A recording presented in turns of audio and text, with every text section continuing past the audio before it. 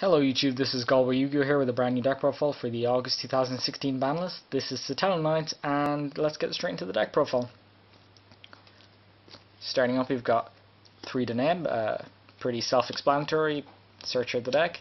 3 Eunuch, not as good as Deneb, but still a great opener, so you want to run 3 of that. Of course, you got 3 Altair, the main card Deneb searches and he keeps your plays going continuously. So yeah, 3 Altair. 2 Vega, not quite as good as Altair, but he's still a good combo piece. You just require something in the hand to go off. It's still important to run 2, I think, just so you have more names, and it's still a great card, but 3 is a bit cloggy. And last for the monsters, we're already out of monsters, is 2 Maxi. It's at 2 now, so normally I'd run the 3, but yeah, what can you do? So that's it for monsters. That's just 13 monsters, I believe. Yeah, and yeah, let's get on to the spells. 1 Rhoda. Searches pretty much any monster in the deck except for Maxi. 1 Upstart Goblins at 1, so you can only run 1. Then I have 3 Potted Jewel Leaves. Most people just run the 1 or 2 or not at all. But I run 3 just because you really want to see that opening Deneb or Eunuch. And if you can't reach either of those, at least you get a good trap card or something that will help you dig deeper into your deck. So yeah, I think this is important to run at 3, even though it does occasionally clog. And then we've Soul Charge, which is at 1, and Instant Fusion, which is also at 1, so yeah. Or Nodin's at 1, right? I think Nodin's at 1. Either way, you only run 1 of this card because you never want to run into the second when your Nodin's gone. It's just not that great, and it also does clog, so yeah. It's pretty much a weaker Soul Charge in a lot of cases. So 1 Instant Fusion, and that's it for the spells. For the traps, and this is the majority of the deck, you can just look right there, there's so many traps. 3 Sotelo Nova Alpha. This is one of the main reasons you run the deck. It's just such a powerful counter trap. Definitely a 3 of. 1 Solemn Warning and 3 Strike. Although I only have 1 because I was running Pepe before this, and Pepe only ran 1 because of the scoldings for Ariadne. So 3 Strike, and that's it for counter traps, I think. Pretty sure it is.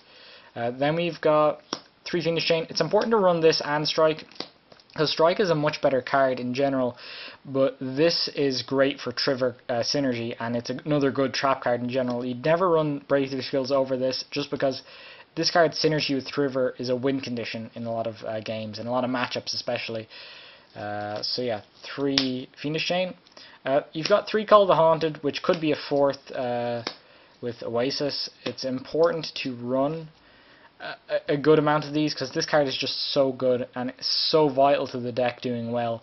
It combos with Trigger exceptionally, and not only that, it just helps you keep your plays going, gets you searches on your opponent's turn, allows you to combo off next turn. Just a great card.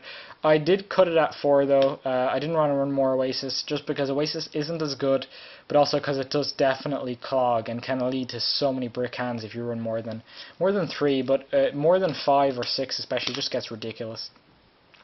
Rafflesia targets, you run 1 Time Space and 1 Bottomless. I like the variety, especially since it's going to be coming from the deck, and in most circumstances they do the same thing. Both good cards. I run 1 of each. And then kind of a tech choice, I run 3 Mind Crush. There's not much to say about this. It's just a generally good trap card, and I was struggling for other things I could put in, so I just put this in instead. It's always going to be a good card, and especially with a lot of the really good decks taking hits to consistency, this card can just knock those important key pieces out of their hand and pretty much seal the game right there and then. And last but not least, we got the 1 Vanity's Emptiness. Great card. I mean, I run it at 1 in most things, but yeah, 1 Vanity's Emptiness, just a good general trap card. Then we can move on to the extra deck, which is pretty standard. I run 2 Trevere. That 1 is mostly enough in 90% of games, except since it's so vital to winning against a lot of the better decks, just creating loops with it and knocking cards out of your opponent's hand is so good. You just want the 2nd there for backup. And then we have the 1 Deltaros. Deltaros, you rarely go into it, but it's just there for the occasion where you do need it. 1 Diamond, again, it's a good situational card. It's in a few matchups.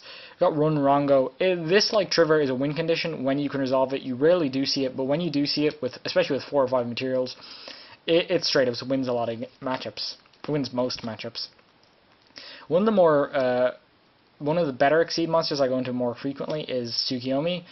Great to open with, great in a deck that runs so many traps, and it can do really, really good things if you open like a Vega, Deneb, and Eunuch. You can go Vega, Deneb, whatever, or Vega, Eunuch, get a play off, and then ditch that whatever you search. So if you open Vega, Deneb with this, you could go Vega, summon Deneb, search Eunuch, or whatever other monster you want to search for that time, set 4, or set 3, or 4, set 3, and ditch that, draw 2 more trap cards, set them. That's usually how it works out. It's a great card, and you could almost, no, you'd never run 2, but you'd always want to run the 1 no matter what. 1 Rafflesia, great opener as well. Not as good as Tsukiyomi, because you kind of prefer having 2 traps and ditching a monster that you're not going to use than having 1 trap and not ditching a monster that you may use, you know? But Rafflesia is still a good option to have, especially when extra deck space is not really that tight anymore. Dweller, great for situations. You could run a second if you're worried for BA or whatever other deck. I run 1 Castell and 1 Arc. I prefer this racer just because the extra deck is a toolbox, and in a lot of situations Arc can be better, so I run 1 and 1. And then we've 1 Diamond Direwolf, which kind of fills the same role except it hits back row and floodgates too. Grayed out